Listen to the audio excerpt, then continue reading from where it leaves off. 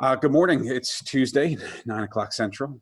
We're happy to have a couple of NYSERC um, curriculum development specialists in the house to talk about preparing high school students for industry-based certifications. We've got Joe McAdam and Tommy Gober, who are going to talk us through some of the options that you can use in your schools and classrooms with NYSERC content to obtain credentials. So Joe, if you're ready, that's all yours.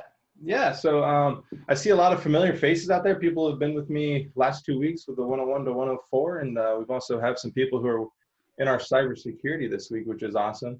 I get the joy of talking to y'all kind of about what I know is titled like industry-based certifications, but I like the NYSERC's approach to these industry-based certifications. And we have 2 right now, and by next summer, we hope to have 2 more out there. But the 2 that we currently have are the Security Plus and the A Plus, hosted by CompTIA. And basically how we approach these 2 courses, how they go. And I hope y'all have a lot of questions. We're here for you. It's really an info session. I guess there are 47 people on this call, so it might be a little bit of a big crowd, but I hope we have some questions. I know Queen, Kevin, Chuck, anybody else is going to be monitoring the chat. So if I don't see it in chat, they'll see it. And if it's something I have to answer, they'll interrupt me. Don't hesitate to interrupt me either, but I'm going to kind of get going. If my PowerPoint wants to work here. So who am I? I'm Joe McAdam. I work for NYSERC.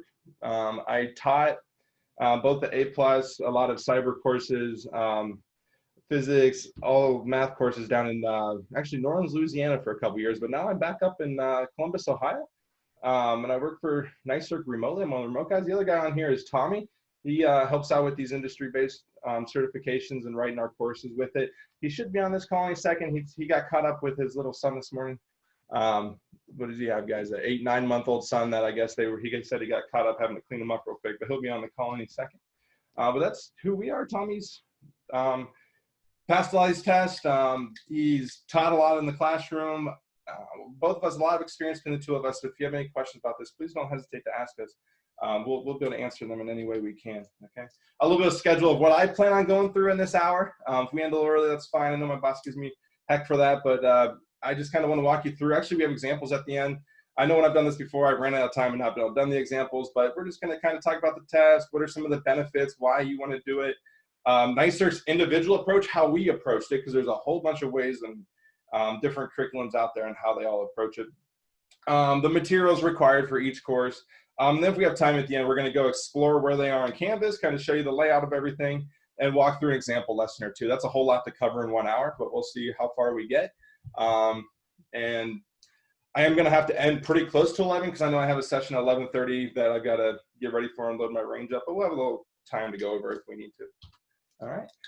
So what are the 2 exams? So the first one that we keep talking about is this Security Plus exam. The big number here that CompTIA has is the SYO-501. Their numbering system is one of the craziest numbering systems I've ever found, but that's how they title this one. Wait till you see how the A+ is titled. But basically, oh, whoops, I left it. What's new about the 1000 series? Yeah, I need to get rid of that. But this covers all sorts of things. We titled a course on Canvas, Cybersecurity. So what we found is that when we start looking at every individual state's cybersecurity standards, which there's only, Chuck, you might know the actual number of this. I think there's 7 currently, and any state that doesn't have it has a plan to implement it within the next year or 2. And what we found is we've been on some of those boards writing them and different things, but we've looked at what's coming, what states have them, and what we found is they all kind of follow a similar idea of standards, but the Security Plus that CompTIA hosts covers almost every standard covered by every state plus more. And so what we did is, okay, we'll did our cybersecurity course to be able to get all of the courses. We'll be able to just align it to Security Plus, and then we can help you align it to your individual state's basically standards if you need that. But every state should have under the CTE the Security Plus anyways, that they're able to teach it that way. But the Security Plus covers threats, attacks, vulnerabilities, risk management, cryptography, public key, all sorts of things. There's all sorts of the security or cybersecurity topics are going to be on there, okay? This number kind of scares some people, and I don't doubt it. At the end of the school year, if you have your kids take the exam, it is $349 per exam. It does seem very, very expensive, and I'm not going to sit here and act like it's not. But that there are vouchers available. Chuck, you might be able to speak more on that. What it is like to become what do they call it, a CompTIA partner. You can kind of get the vouchers for the exams a little bit cheaper. I know a lot of states will reimburse you if the kids end up passing it anyways, and you get more money back. And we can talk about that here in a little bit. But Chuck, you know the discount if you become a Yeah, it's an academic partner, and we've had that for so long. I don't even know what the rates are anymore. It's just been one of those things that's swept under the rug. But I can try and find out. Okay. Certificate is good for, I have 3 years here. It's really at least 3 years. So after your kids pass it, it's good for that long. The test does refresh about every 3 years. So the next one that comes out will be the SYO 601. It doesn't change a ton. Usually if you pass it the first time, and then if you go back and you work in the industry, you just go in and take it. And usually it's an easy pass the second time around too, especially if you're working on the industry, because you kind of stay caught up on what's what. That is supposed to update at the end of this school year, or I'm sorry, the end of this year, 2020. We don't know if that's been pushed back because of the whole COVID situation, but this test is supposed to update. We will update ours within, sorry, Chuck, I want to speak for you here, a month and a half. We'll try and have our course updated to the 601 standards, add the new stuff in, work at that. But they haven't released when it is. Once they release the new standards, I think the time frame is 6 months that you can still take the old exam and the new exam at the same time. There's kind of a 6-month overlap on those, okay? A+ exam, nothing too much different here, but there are 2 tests for the A+. They have this 220-1001 and 220-1002. Used to be one was hardware, one was software. No longer that. All the standards are just mixed and mingled, but the A+ is more basically more of an IT kind of role instead of a security analyst type of role, where it's going to be more hardware and software troubleshooting. When you see that the exams are only 219, that's per exam. So it's going to be what, almost 440 if you combine the 2 together right there, okay? Once again, there are vouchers available and the certificate is good for 3 years. That exam was just updated a year and a half ago. So it still should be good for a while. A lot more standards on the A+ exam. We can talk about those. A lot more, but the standards overall are a lot easier and easier to understand for the kids. But there is a ton of content on the A+ compared to the Security+. And we can talk about that. But they do split it up into 2 tests. Each test will be taken individually, and they have different standards for each one. Okay. I see some chat over on the side. I'm assuming Chuck, John, Kevin, you'll interrupt me if I needed to. Yep, nothing to worry about. We got it. All right. So how to take the exam. So all 3 of these exams, both for the A+ and for the Security+, each of them are 90 minutes per exam. Okay, that's the max time they get. What happens here is you will buy the exam. I say buy because you just buy a voucher pretty much. Once you have the voucher, you set up a testing time, and we can walk you through where to go find these testing centers. Kids will have to go to a testing center and then take the exam when they get there. It is a very high security exam. They're going to be taped. They're going to, I mean, everything. They will not be able to bring their phone in. I don't think you can wear a hoodie in there. All those fun little things that happen. I do know some states allow you to, the school can become a testing center. I don't know how that's done, but I know some states allow that. But when I did this in New Orleans, I had to take the class that I was teaching. We just took the day off, and when I say day off, the morning off. All of us kids, we were able to, fortunately, walk to an exam place. And we all stayed in the waiting room as, like, I think it was 4 kids at a time would take the test until we were all done and then walk back afterwards.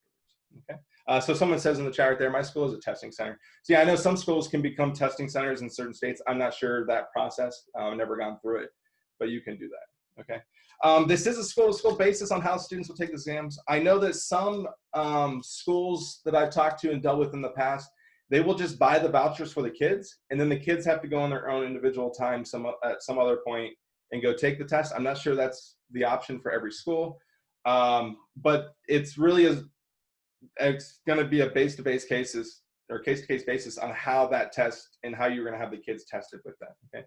I would just always make sure you get the results back too.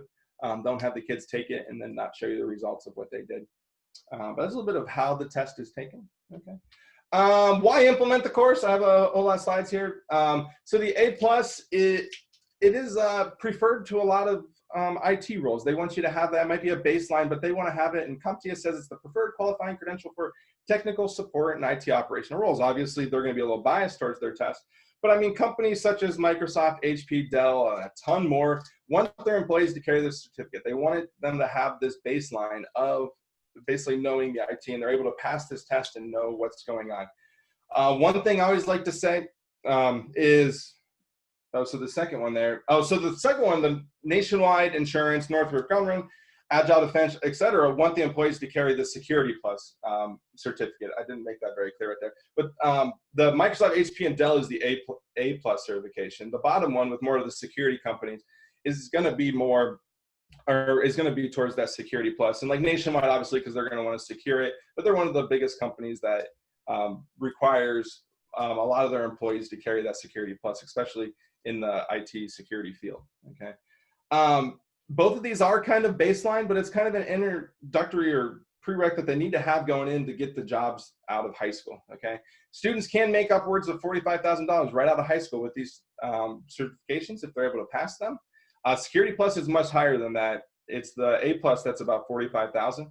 One thing I always told my kids is when I taught it in the classroom was you may not want to go into these fields and you might want to go to college, which is completely fine with me. Choose your path. But it helped the kids get an IT job in their university, wherever they were. If they have this, if they have the A plus or Security Plus credentials, they were going to be much more qualified than the other kids at the school to be able to get into the IT job at their universities. So that was kind of the thing that I thought. And then after they have the IT job, whether they go into it or not, it's going to help them later on after they graduate from college. Okay, it really can fast track a student's career if they're able to get this. That 45 grand plus was a huge selling point for my kids. They see that as a ton of money. As a high school, they're not really having much, but they can get that right out of high school. They loved it. Take the exam. Our school paid for it. We trained for it all year long. So kind of a way to help the kids out. Looks really good. Makes them way more employable. A reason why we should do it. Okay, what can the students do? The A plus certification. So this actually I looked at a little. This is actually for our CDF last year. Is this slide?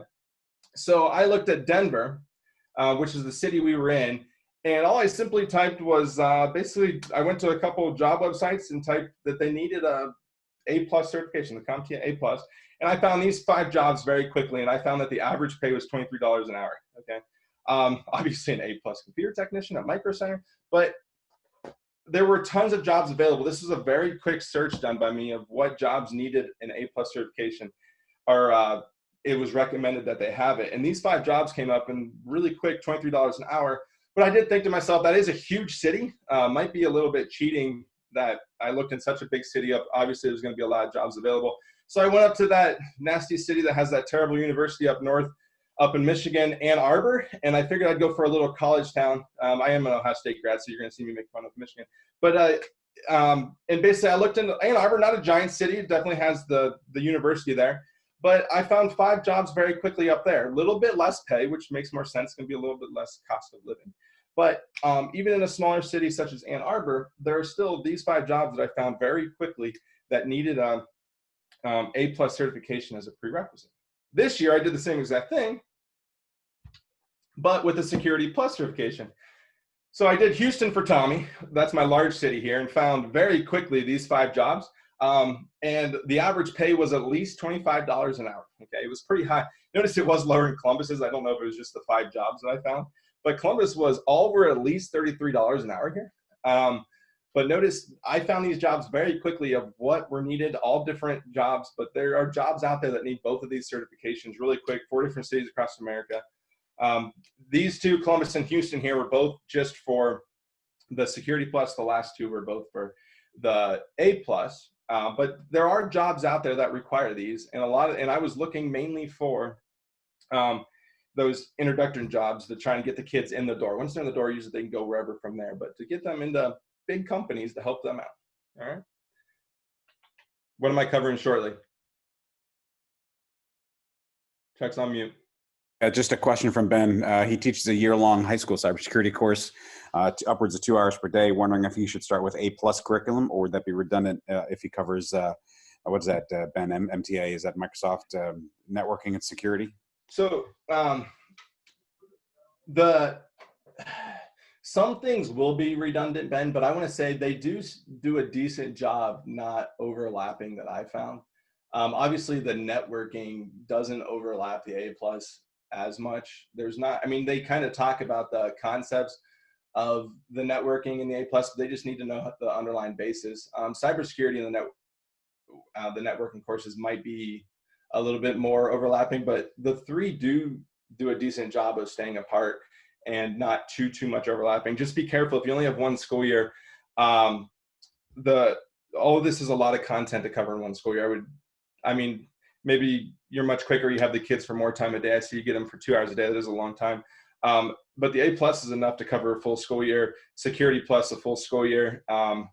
I'd be very careful with trying to do 2 in a year. It might be a lot for those kids. I don't know what kids you're dealing with here, if you're dealing with higher kids or lower kids or what, but it is a lot of content to cover in a year. So be careful with that. Okay. Hope that answered your question.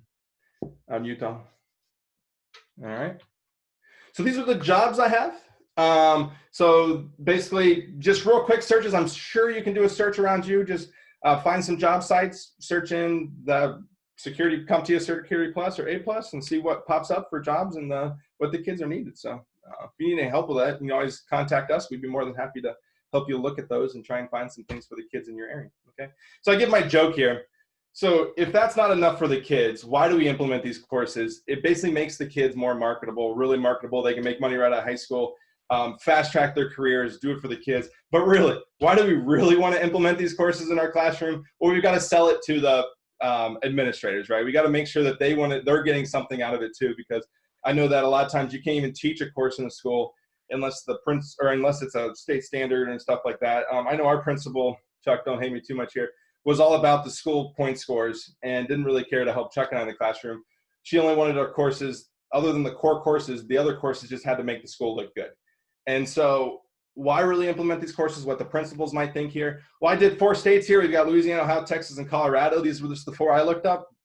Each one of these tests basically either boosts the school's performance score or brings money to the school once they're done. Notice in Louisiana, I think it was 6 bonus points on a 100-point scale. It can almost bump you 1 letter grade if you were able to get kids to pass this A+ certification. It was a huge bump. That's why our principal had this, allowed us to teach this course and pushed for it. Ohio, same way, 6-point value. Texas, once again, goes towards the school ratings. And then out in Colorado, which we did our CDF last year, the school actually got $1,000 for every student that passed the test. So there's, once again, where I say that if the kids are able to pass the test, they almost pay for themselves plus more in the supplies for the classroom. If you need help looking up how your state, how it benefits your state, if you're trying to sell this to a principal or if you just want to know, let us know. We can help you look it up and find basically where it helps the school out. If the kids are able to pass the test and things like that. I feel like a lot of us know where to look, but if you don't, we'll be more than glad to help you out. I only have 4 states here. But that's the selling point, I guess, towards the school of how it benefits the school. If how it benefits the kids isn't enough, here's how it benefits the school.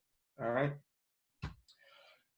Any questions? Let's see here. Chuck, how am I doing with questions over there on the side? Looks like you guys are talking about. Yeah, you're doing good. There's questions about teaching in order. Do I need to teach A+, NSEC Plus, or could I just do Security Plus? There's another question about if I have only 1 semester for cybersecurity, 1 hour per day, you know, like you mentioned, the content's really intended for a year-long course, but as Tommy would mention, right, I can do just PowerPoints and cut out the labs. It just becomes a theory course at that point, but it's still enough content to help them pass. So a lot of this is going to also be how motivated your students are too. It is going to take some studying by them in the end to go back and pass, especially A+ with how much stuff they have to go with on it. So, I mean, it is, if your kids are super motivated, I guess you can do 2 in a year. It's just going to be very fast paced moving and going with it. So, but yeah. Okay. Yep. Question about the slides. Yeah, we'll make them available back. We'll post them to Canvas after Joe's done with them, probably around after lunchtime today. So NYSERC's approach to A+. I like to say that third sentence there, when we did A+, we did not reinvent the wheel. Okay. What I mean by that is I can't tell you how many books there are out there, how many books, how many videos you can buy, how many things to try and basically get kids to pass the A+ or just adults too. So we thought, well, there's no point in quote unquote rewriting everything.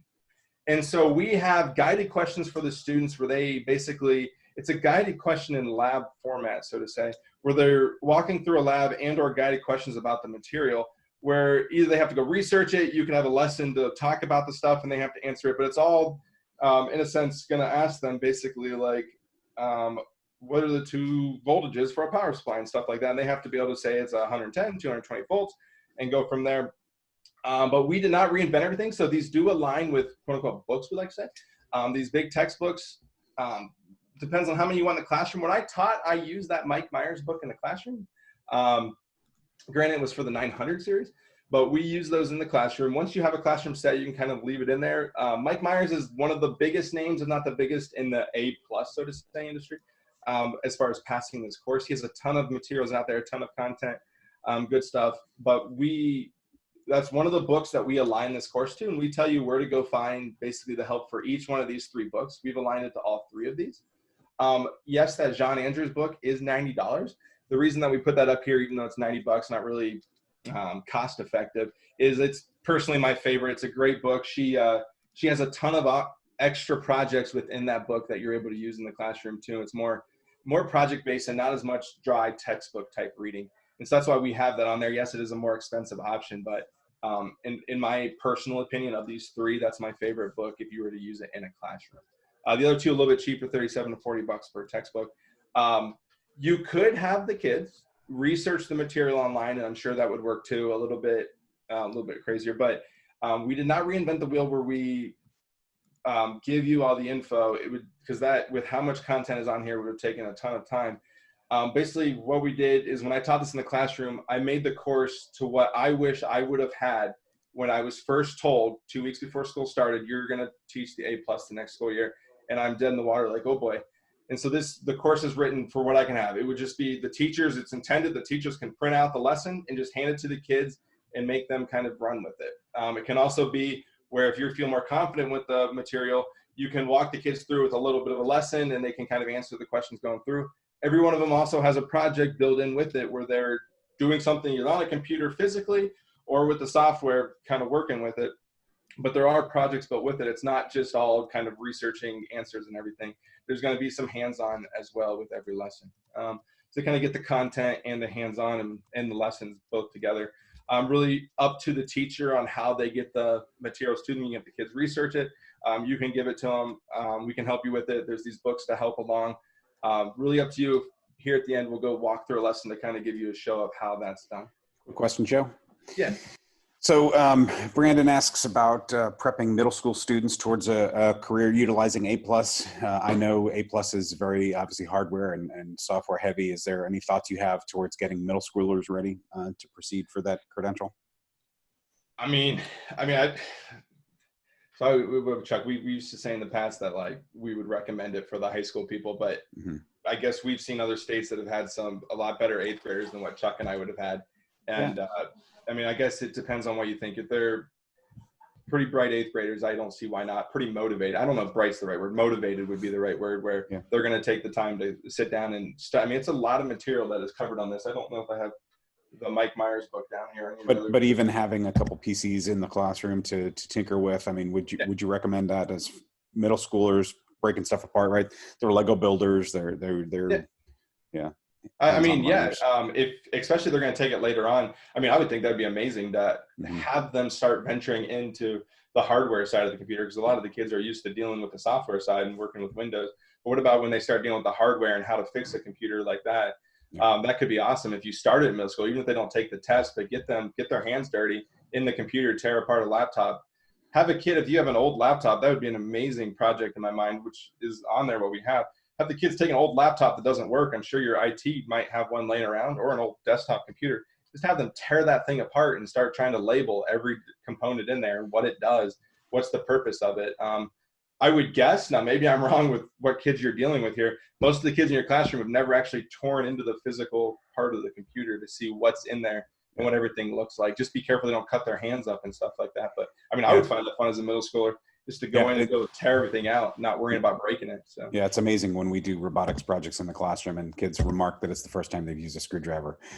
It's really something else. But Ben did highlight a point that IT Fundamentals is really a good entry-level version of A+. It's typically not considered a workplace credential. Students not going to walk into a building with a IT Fundamentals and be able to sit down for an entry-level job. Typically A+ is that starting point, but it's definitely a good structured entry-level event. Donovan from Nevada is asking about the official CompTIA manual for A+. Will that work okay with NYSERC A+ curriculum? I mean, you've covered all the objectives, so I'm imagining that any reference material will work, right? Yeah, and if you ever shoot us that book, we can align it to each lesson if you'd like. But as long as, and I'm assuming if it's by CompTIA, they're going to do it. As long as it aligns to the standards, that's what our content straight aligns to. Is just those standards that they post out, which is going to be, and really they call them objectives, I guess. But so I would say 99.99% yes, it's going to align. You can use them. So. I'm going to ask Chris real quick to elaborate on his comment of NYSERC middle school programs. Are you saying about the question earlier about middle schoolers working with some of this content, Chris?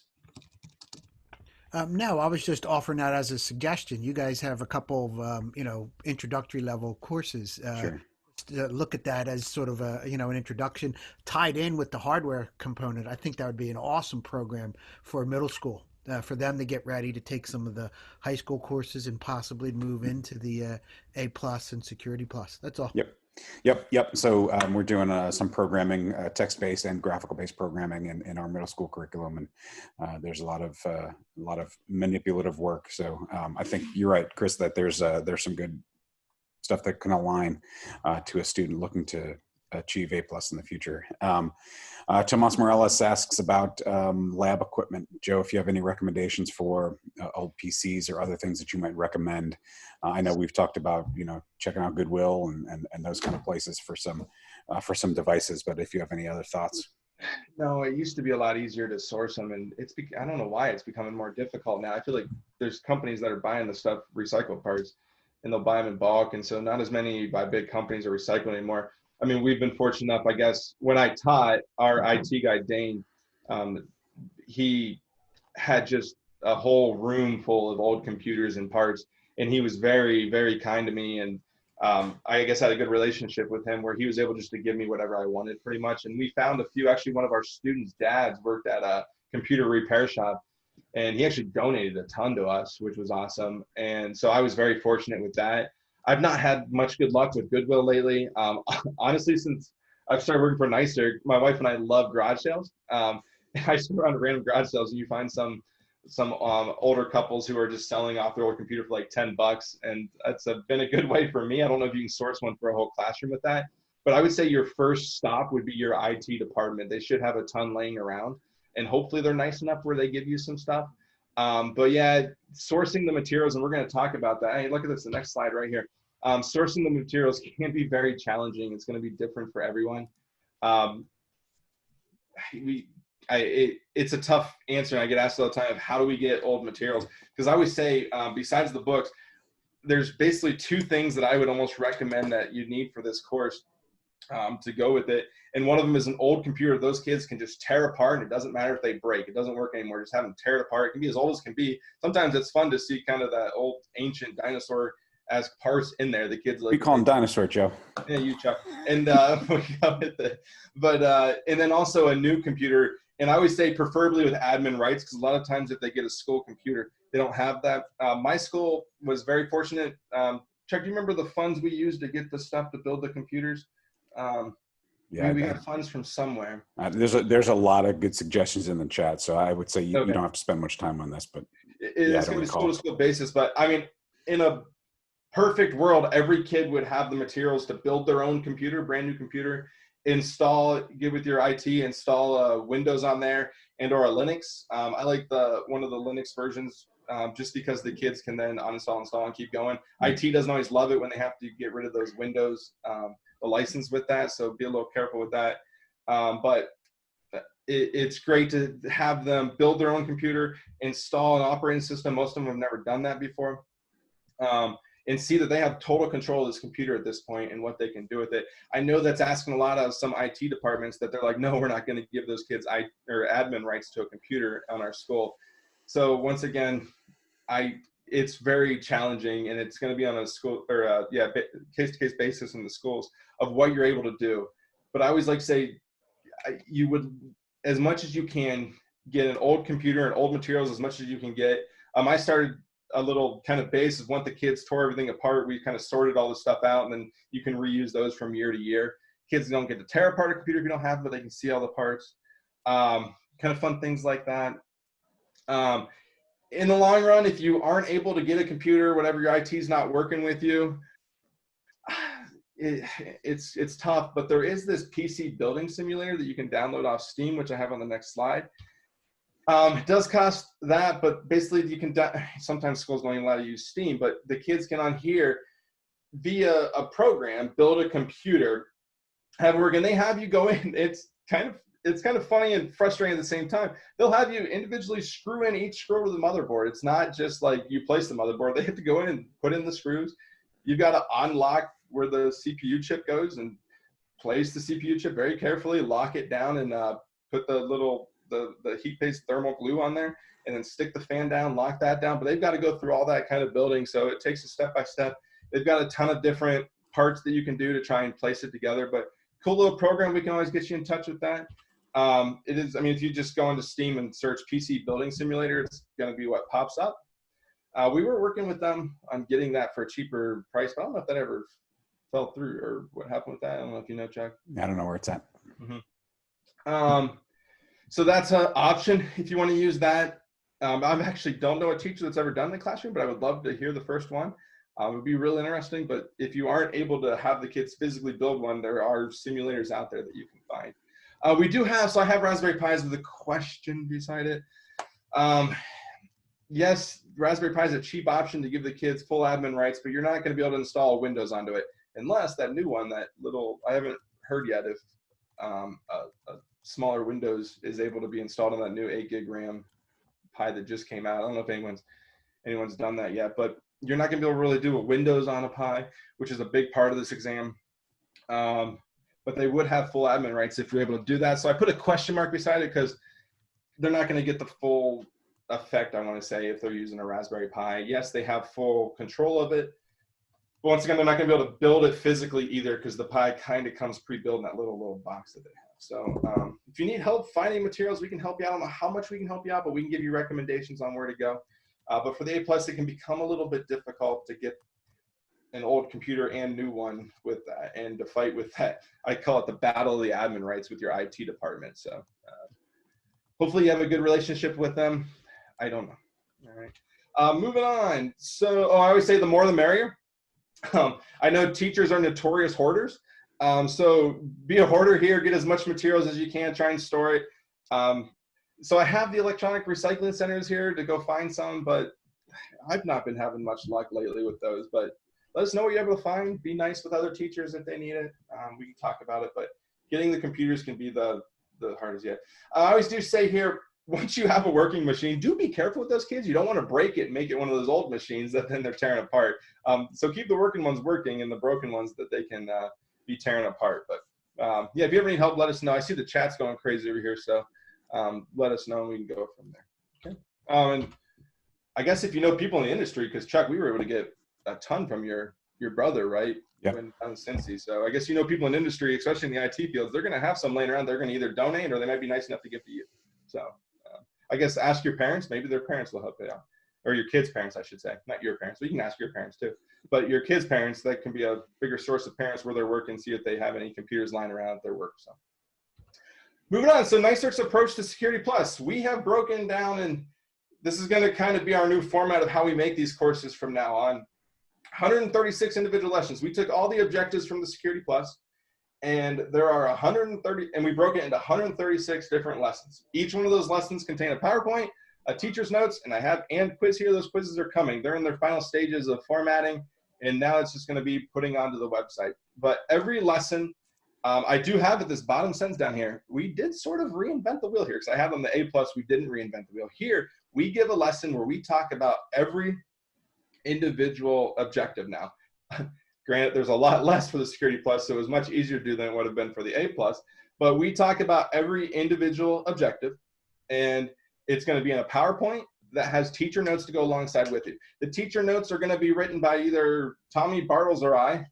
We did use some other contractors, but we've kind of reworded a lot of those, but mainly us three. It's going to be in our voice, talking you, the teacher, through basically the PowerPoint and or those objectives and what each one of them do. And we try to break it down. A couple ways you can do it. You can read it. If you feel comfortable, go into the PowerPoint and just give it to your kids, or just talk through in your own word how it works with the PowerPoint. You can also we don't care if you give those teacher notes to the kids. That's really up to you. You can take the individual teacher notes and give it to the kids. That's fine. We're not going to tell you you can't do that. You can also have it there as you're going through the PowerPoint. It's really up to you and how you use those teacher notes. We just label them teacher notes. I think, John, you're the one who converted most of them. It just says on the left side, teacher notes, right? You and Noah? Yeah, so I mean, you want to just cross that out, that's fine, but teacher notes are really up to you. That's where the bulk of the content come. These PowerPoints are really short. Some of them are legitimately 3 slides long. Some of them go up to 20-some slides long. It just depends on how many of the objectives we use on that individual lesson. You will be able to do a couple of them in a class period if you'd like. Okay. The quizzes for each one of those 136 individual lessons, there are 10 questions for every quiz. So you'll have I mean, obviously you can do the math there, 136 times 10. You get over 1,000 questions there for you that you can pull from, and they'll be in QTI format, so you can easily put them into a learning management system, kind of like Canvas or something like that. Along with those lessons, we have, I believe, I don't know, 30-some more labs that take a lot more time now. And these labs showcase all sorts of things, from attacks to different tools you can use in the cybersecurity world, and just examples sometimes, showing the kids an example of how something looks. Different labs then, those are built for cyber ranges. And when I say they're built for cyber ranges, we use, and I believe I talk about that on the next course. So I'll wait for the next slide here to talk about those cyber ranges, but we do build those on a cyber range, and we try to make it so it's not specific to one cyber range. We actually have a working spreadsheet that we'll constantly update that kind of talks through, do not do this on an Amazon Web Service cyber range, because they won't allow you to do like DNS or ARP poisoning or anything like that. So we kind of talk you through things like that. Yeah. We also have a ton of case studies, which are still being updated. These case studies are great, kind of give a real world articles on something that happened in the real world. Articles like CNN, I don't know, MSNBC, all sorts of news sources. And we talk about a real world event that happened. We try to find the ones that are kind of gray area. For those of you who are in our cybersecurity course that starts here in just under an hour, you should have read through last night one that dealt with, I always forget his name, but he wrote malware when he was younger, ended up selling that malware, never used it, just sold it. But he ended up actually saving, some people say he saved the internet. And in the end, after he saved the internet, he goes to DEF CON. When he's leaving DEF CON, he gets arrested by the FBI for that malware that he created a long time ago. Never used it, just sold it. And so it comes down to, should you get in trouble if you only write malware? FBI took into account that he helped save the internet. And so he ended up getting off scotch-free, not really much trouble. But it comes these questions of, is it wrong to write malware? I mean, heck, we're kind of using malware with our kids, kind of showing them where it's done, kind of creating some. So where is it wrong? We can kind of go through and talk about what the actual laws are and what happens. But those are kind of how the case studies go. We have all sorts of different ones and different ways of doing it, but they align different of the Security Plus objectives. Not only do the kids kind of get a better understanding of some of them, how these objectives work, and it helps for the test, but also gets these debates going in the classroom and how things are going here. But this is kind of how Security Plus is done. I have this book up here. So you do not need a book to teach this course. When I say that is, you don't need that Security Plus book up there. That's the book that Tommy and I and John Bartles used to write this course. You do not need it. We have it to where all the content is there. If you choose to have it for your kids as an extra study material, we can give you that, but it's a decent little book. They walk through everything pretty dry, not a lot of projects in there, but it's kind of a textbook, reference books, I should say, that they can go and kind of look things up if they need to. A little bit of a different way to explain things than maybe what we do too, so maybe they might understand it from that better. Not needed, but it's there. Also a book that's not needed is that worm down there. We have in this course a textbook, or I'm sorry, a novel. Yeah, Security Plus course. We use this book that talks about the Conficker virus, written by Mark Bowden. He also wrote Black Hawk Down, if you're curious. But we took it, and he talks about all sorts of basically Security Plus objectives in this book as he's walking you through basically how the world fought the quote unquote what he calls the first digital world war, and fighting this Conficker virus. Kind of a disappointing ending, but you kind of it's Chuck Glass. But it's really incredible on how he explains he's very good at taking a very complex topic and breaking it down, the old explain it like I'm five type of concept. And so we recommend you have the kids read through this book. $5. I think, Chuck, we found it bulk the other day for, what was it, $7 a copy. You can have it all $6.90 by 25 copies, free shipping. Mm-hmm. And shipped to your classroom. But English teachers would love this, but we have written it to this book because not only is it's a really great story, and you're kind of captured while you're reading it. I really think kids will even enjoy it. And not only mention it's written, or the event happened 8-9 years ago, but he explains a whole lot of cybersecurity and Security Plus topics in an explain like I'm five type of format that anybody, even someone without a lot of computer experience, can understand as they're reading this book. Great little book, great story. I highly recommend, at least if you're not going to use it, but you're teaching this in your course, read through the book, see if you'd like to use it with your kids. $5, you can buy it off Amazon, shipped. I think you can get some used for like $1.95. I don't know if it's free shipping or not, but you can get it sent to you. So good little book. Let us know if you'd like that. But we have all the questions written out. We have it in two formats: a page with just questions that you could obviously give to the kids, and we also have one with question and answers for you, the teacher, that you can have it. But we don't have the questions that we have written are not in the format of did the kids read the book. The questions are trying to guide them to answer things about questions that would align to the Security Plus, like how basically he talks about how, like, what was the mistake Microsoft made that helped blow this out of proportion? How can they go with it in the future? And why isn't it important to update our systems? Because if everybody in the world would have just updated their Windows system, the Conficker would have never been a problem. So we can talk about that. But it just talks more about the questions aren't whether or not they read the book, but more, do they understand this kind of Security Plus objective or topic that he kind of covers? So that's kind of cool. All right, so materials, Cyber Range, not 100% needed, but the course could be a little dry if you're not using a Cyber Range and or doing these labs. So we wrote our courses, and we personally, when we do workshops, use the US Cyber Range. US Cyber Range is not always the most cost-effective means out there. Chuck, what do we say? It's $8 per student per month, plus you have to pay for the usage. Comes down to, what do we normally say, $20 a kid? We estimate on the high side at $20 per student per month per environment. It's never you're never gonna hit that $20 mark, but you need to be prepared. And they bill monthly only. They don't do subscriptions or annual billing. They only bill month to month. So it's a little bit of a non-traditional secondary school pricing format. But again, there are other solutions out there. This is just one that we've chosen to partner with. It's really nice for us, especially as we've gotten to do these workshops remotely now. I'm able to, with US Cyber Range, remote into anybody's desktop that's using it. And those of you who are in our course might see us do that today. I'm able to open up your remote desktop from my basement here in Ohio. So it's really nice for us trying to do these remote things. Other ranges that we know about, and I just have a few up here.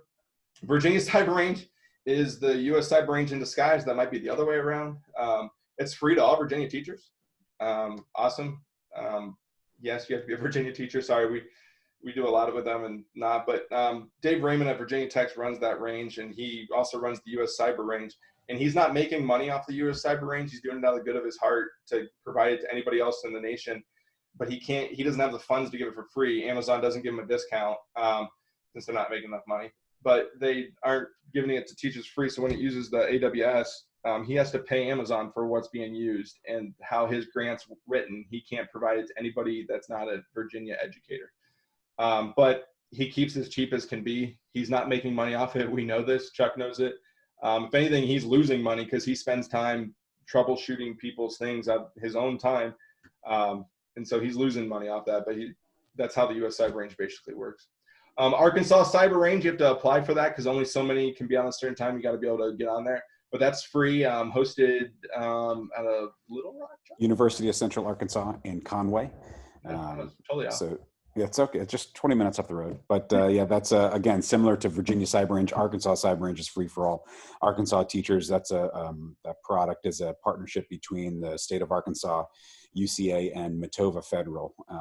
It's a little more robust environment than the Virginia or US Cyber Range, but then that ability comes with limitations because I can only have so many students at a time on the range, which is why Joe mentioned you have to sign up by appointment through UCA. They're kind of the range administrators. Mm-hmm. I'm going to skip Ohio's for a second. That's Diana. She wants to talk about that. She's on here. She just told me about that the other day. But the Epic Cyber Range, as far as Texas teachers out there, they're actually in the trial phase right now. So you can take or you can fill out a request to hopefully use it for free this year. I think they're doing 20 teachers on the trial phase this year for Texas teachers.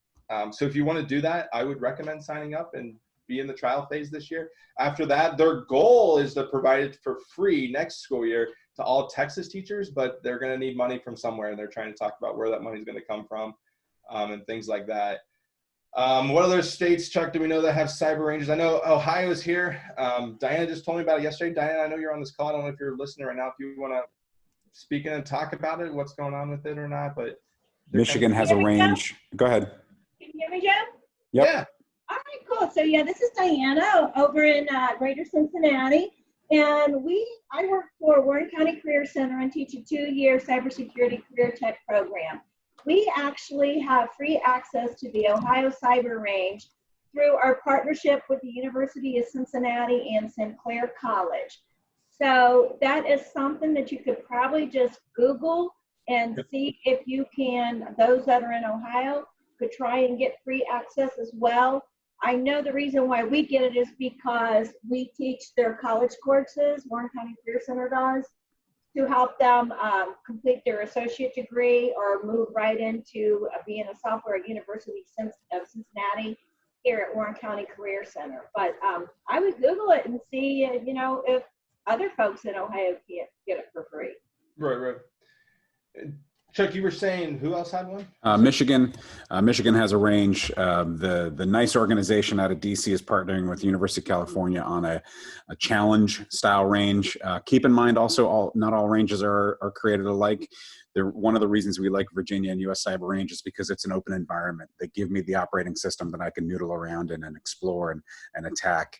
I can find vectors that are available. That's kind of how we wrote the course, just seeing what is vulnerable and exploit it. There are other cyber ranges that have identified challenges and have keystroke monitors that are looking for you to type the right answer in, and then they give you credit for it. I know Palo Alto is similar in some regards to that. So identify what it is you're looking for in a range, and then find that product that is the best fit for you and your environment. If you come up with something that we haven't considered yet, we'd love to hear about it. We can post it on our Canvas page and newsletters and make sure that everyone's aware of the resources that you're using. But that's just a couple that we know of. There are other options. Like Chuck said, sorry, before I go on, please let us know if you ever find one in your state. We try to give these resources out to all teachers for free. We actually have a working spreadsheet that's about halfway done. We're trying to get free resources for what's free in your state and also where the standards are. It's about halfway done. We're trying to work it through. We'll have that on the course here in a couple weeks. But then that's going to have to keep updating. A lot of states are starting to find ways to make these cyber ranges. Because we can't all do the same one together, so we all got to make different ones. And then, but we kind of talk you through in our course guide or the lab description guide, the differences. And this lab will work on this. This lab won't work on this. This lab may work on this. And we kind of give a little info on each of those when you're doing it. In ways to show it. There are virtual machines out there, VMware, some other things that you can kind of do this. A lot of IT people don't like that. You got to talk with your IT department with that, but we can kind of walk you through if you'd like the quote unquote free option of how you can kind of get a virtual machine on your computer. Kind of difficult, kind of hard to walk through with the IT people. It's going to take a lot of work on your end knowing how to do that, but we can kind of shoot you in the right direction on how to make a virtual machine on like a Windows computer, working with it. I've not had much success. I mean, hypothetically, this should be good in like an easy way because it's free. The teachers can use it, but I've not seen a teacher implement it perfectly in their classroom without hiccups yet. It's kind of more difficult than it should be. And the last one I put here, cyber range within the classroom. So a guy, and I thought I saw Jill on this call. Neil Plotnick out in Everett, Massachusetts. He has just simply a Kali Linux machines in his classroom that he's able to attack. So if you're able to just have a computer with Kali Linux on it, another computer beside it with maybe Windows 7, if you're following with ours, they can just attack each other right there in like the real world environments. Just be super careful with that. If you're connected to a router, connected to the internet, those kids can attack everything outside of that range. It's not really sandboxed at that point. Be careful on what you do with that. But that is an option too. If you have a computer or two computers, you can kind of have the kids actually attack one system to the other. Just be careful. There's Jill right there. But yeah, you got to be careful with it. You also got to know things. So like if the kids break the computer, so one lab, we have the kids install or basically make a ransomware payload, the old WannaCry, and the Windows machine accidentally clicks on the link that installs the WannaCry on the computer, in a sense. You're going to have to reinstall the operating system at that point. So be careful and know how to reinstall Windows, because you are going to break when I say break, the operating system on Windows every now and then. And we talk about that in the descriptions. We'll say at the end of this lab, you're going to need to reinstall the operating system. Whereas if you're on one of these cyber ranges, that's just the simple click of a button, redoes the image. It does take like 20, 30 minutes on, especially the US cyber range. But those are more sandbox where it doesn't matter, easy to reset. But if you do it within your classroom, you should know how to, just on a thumb drive, have it, stick it in, reinstall the operating system real quick. So, and we can talk about that and we can talk through it. So where to find the curriculum, and I'll go show you real quick. Our website is changing. It's no longer nicerc.instructure.com, now cyber.instructure.com. If you do not see either the Security Plus and or A Plus, and look for other industry-based coming out here shortly, you ever see one that we launched, and we'll throw it all over our social media that we just launched a new one. If you have access to Canvas, which all of you on this call should, you need to ask us for access to that new course. So just shoot us an email and we'll quickly give you access to a course. A lot of times we'll pilot it too, where you can be in the pilot, where you can come in and give feedback, but have access to it as we build it, so to say. We usually do that to about 20, 30 teachers, but if you see we're building one, just ask for access to it. We'll give you access as we're building it, and you'll see the materials come live. Sometimes, I see Chuck's on this call, so I'll probably get in trouble for this. Sometimes we'll throw money. I know, Jill, we threw money towards Neil. We took a couple of his lessons and gave him, I mean, he made over $1,000 off us, right, Chuck, for a couple labs. So if we ever see us building one, we might pay you out for some labs, and we'll give you full credit for it, but blast your name all over it. So, yep. I'm going to kind of stop here, so we only have 6 minutes left, and I guess we'll open it up for questions. Joe, show us Canvas real quick. You keep referring to it as Security Plus, but it's called cybersecurity. So I want to make sure folks understand what it is you're talking about. So let's open this. People can't. Whoops, okay, that's not good. People can't. I got it if you want. So if you go to Canvas, you go. So do know that right now, especially if you're in our cybersecurity, this NYSERC cybersecurity will go away after this week. This is for the CEDF, okay? But you'll also find, if you don't have it, there it is. So cybersecurity is for the Security Plus, and then the A Plus is for, you named it, the A Plus. All right, but I'll go into A Plus real quick. Oh, it is here. Okay, only available. Oh, I am on cyber. That's weird. That's still up there. But basically, we have it broken down between 2 courses. So here's all of the kind of lessons. So I don't know. I'll scroll down. Do I have anything good down here? Power supply. Let's go look at power supply here. So within the, let's go open student notes. This is something like you can hand to the student right here. So objective 3.7 power supply. What do we have here?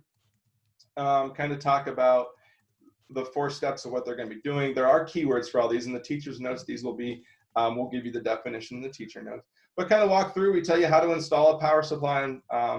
But the A plus connections will be, what is the purpose? That's a really easy question. What does it mean to be dual voltage? They can talk about that. Other questions that may not align to the A plus, but they kind of need to know if they're going to be an IT person. We put those there. Keep going down. We talk about each of the individual pins. Here's just some other questions. Yeah, some teachers freak out when I show that we're going to have the kids measure the voltage of the outlet, but they need to know that for the A plus. Chuck and I have both done this in the classroom, I know, and I know a lot of other teachers that have a lot of adult supervision, but it can be done. We have them turn on the power supply without it plugged into the computer, and they measure all the voltages of each of these colors and they label them, kind of a cool activity.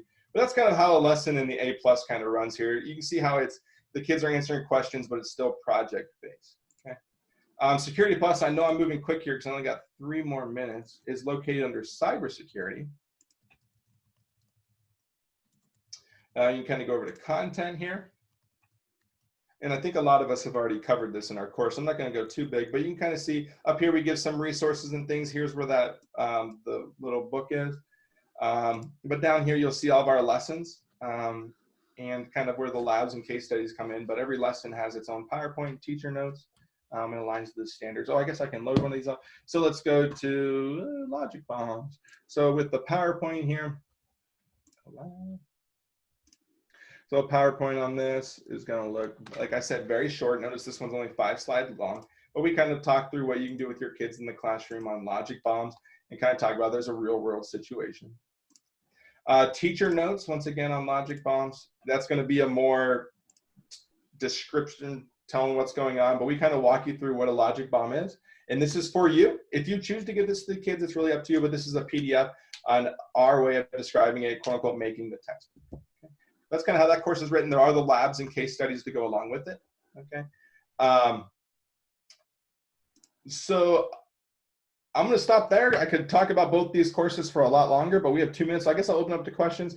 I'm probably going to have to leave at least 10 after to get ready for the cybersecurity training today. But those of you who don't have any questions or anything, thanks for attending today. Chuck, you got anything before we start? Yeah, there's been some great conversation going on in the chats. What I'll suggest that you all keep in mind is this is being recorded to the cloud. So sometime around lunchtime today, if you come back to Canvas, go to your CEDF 100 course and click on Zoom and click on cloud recordings. You should be able to see this information there, including the chat. The chat should be downloadable. So definitely take a look at that stuff because there's a lot of good information in this chat. I do want to ask John a question if I can. There's a question about getting content onto, I'm going to use me as my example, right on my Canvas page from your Canvas page. Is that something we're doing, or are we suggesting they download and re-upload? I think the best way to do that right now is going to be to download and to re-upload. I don't know that there's a good way to do that. Any type of batch downloading is a setting I haven't come across yet. Yeah, and I know it's security in particular is going to be difficult with the sheer volume of lessons. If you have a student intern, someone looking for volunteer hours, they can click through those 130 some X objectives that Joe mentioned. Yeah, we don't. We're not at this point exporting our Canvas instance to do that kind of work. We want to make sure that you have it set up the way you want it. You're more than welcome to engage us offline for some assistance there. Yeah, let me throw up our our emails. Well, here's mine, so I'll put John, you and Chuck up there too. Yeah, I put them in the chat before. Joe McAdam, Chuck.Gardner, and John.Queen, all at cyber.org. Feel free to email us. I know Diana will.